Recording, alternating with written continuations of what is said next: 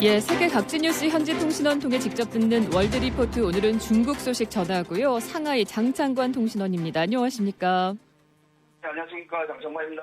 예, 지난 3일에 중국 전승절 기념행사 한국에서도 관심이 많았습니다. 우리에게 광복 80주년이 의미가 있는 것처럼 중국에서는 전승절 80주년 의미가 컸을 텐데 현지 분위기 어땠습니까? 지난 9월 3일날 근데 우리는 전승절이라고 얘기하지만은 중국은 인민항일 전쟁 및 세계 파시스트 전쟁 승리 80주년이라고 하고요. 언론을 통해서 많이 보셨겠지만 베이징 천안문 광장에서 이제 성대하게 군사 열병식하고 부대 사일이 있었죠. 그래서 이제 신화통신 보도를 보면 이날 시진핑 주석은 중국 이제 인민항일 전쟁 이런 걸 엄숙히 기념하면서 역사와 열사들을 기리고 평화를 소중히 여기고 미래를 창조하기 위한 것이라고 강조했습니다. 그 외에도 이제 중화민족은 폭력을 두르지 않는다, 자력 경생을 위한 위대한 민족이다, 인민해방군은 당과 인민이 전적으로 신뢰할 수 있는 영웅 세력이다, 이런 많은 이제 메시지를 내놨는데요. 네. 그래서 이제 우리의 이제 중화민족의 위대한 부흥을 막을 수 없다.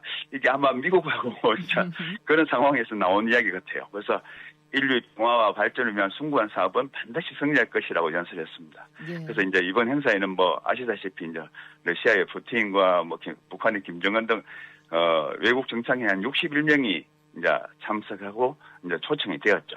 그래서 이제 군사 퍼레이드는 현대화, 그게 많이 화면 보셨겠지만 요즘 AI를 접목한 새로운 무인기나 이런 것들이 많았었거든요. 그렇죠. 그래서 이제 그 현대화를 전면적으로 추진하는 최초의 군사 퍼레이드다.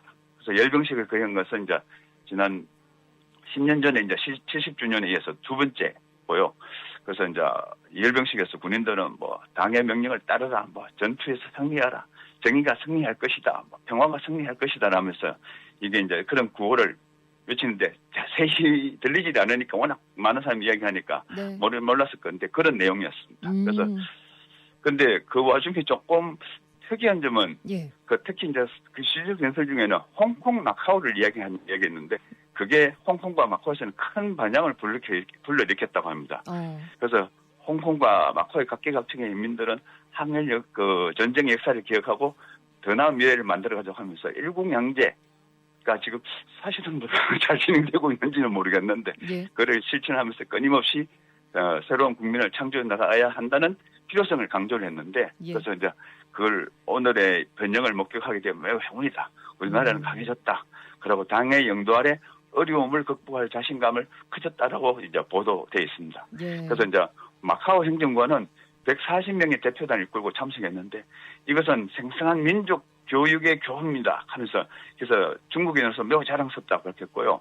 홍콩은 학교 강당부터 쇼핑몰 대형 스크린 거실에서 지하철 안내 방송까지 홍콩 시민들이 그 기념식 진행 과정을 예의주시에 실시했다고 이렇게 이제 보도가 됐고요. 이날 생중계는 시청률이 사상 최고였다고 합니다. 온라인 라이브 방송 누적 조회수가 자그마치 상상도 안 가는 19억 2천만 회였다. 어이구, 역시 또 그래서 규모가 그 다르네요. 내용을 보면 예. 그것도 다른 내용을 보면은 베이징에서 약 한 3,000km 떨어진 미얀마 국경 부근의 작은 마을, 윈난성의 작은 마을 명란촌에서도村민들의 붉은 교육을 위해 전승절 행사 생중계를 보면서 전쟁의 기억을 대대로 전하고 붉은 정신으로 농촌을 가꾸자라고 애국 교육을 했고요. 예. 한 젊은 당원은 생중계를 보면서 정말 숨을 멎을 듯한 아름다웠습니다.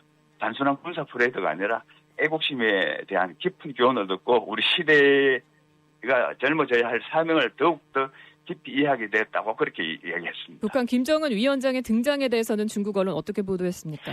그래서 이번 김정은 중국 방문은 국제적인 주목을 끌었죠. 그래서 그 등장 자체가 대규모 행사에 비견될 정도로 이제 보도됐습니다.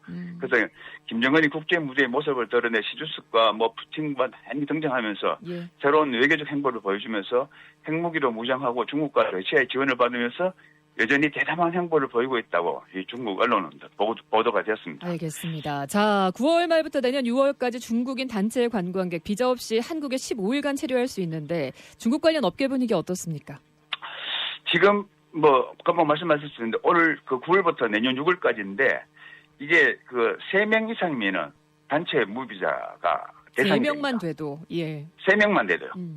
그러니까 중국은 이제 한 자녀 가정들이 많으니까 한 가족이 3명만 돼도 이게 단체가 되는데 이게 이제 뭐 무비자력해서 무작정 여권만 들고 공항 가서 우리나라 와서 그냥 하는 게 아니라 이게 미국에 우리 가면은 지금 EST라 그래서 승인 신청을 받아야 되지 않습니까? 네.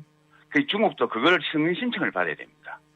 그런데 그게 이제 옛날에 뭐 이렇게 서로 내던 것들이 이제 간소화져서 뭐 이렇게 그냥 그 승인 신청만 내고 큰 그거 없으면은 이제 그걸 할 수 있는데 이거는 이제 우리나라 대한민국 공관이 지정한 여행사를 통해서 이제 명단을 제출하고요. 개인이 신청을 할 수는 없는데 이제 예전에 비해서 좋아진 거는 예전에는 비자 내하면 한 5일 정도 걸렸거든요. 예.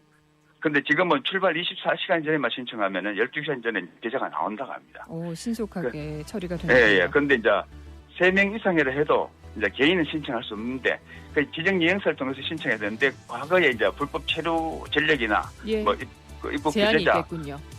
고위험군 이런 분들 갖다 확인하는 과정을 거치는데 알겠습니다. 문제는 여행사에서 5초 마무리할게요. 여기까지 그렇죠. 들어야겠습니다. 중국 상하이 장창관 통신원 고맙습니다. 안녕히 계십시오. 수고하십시오.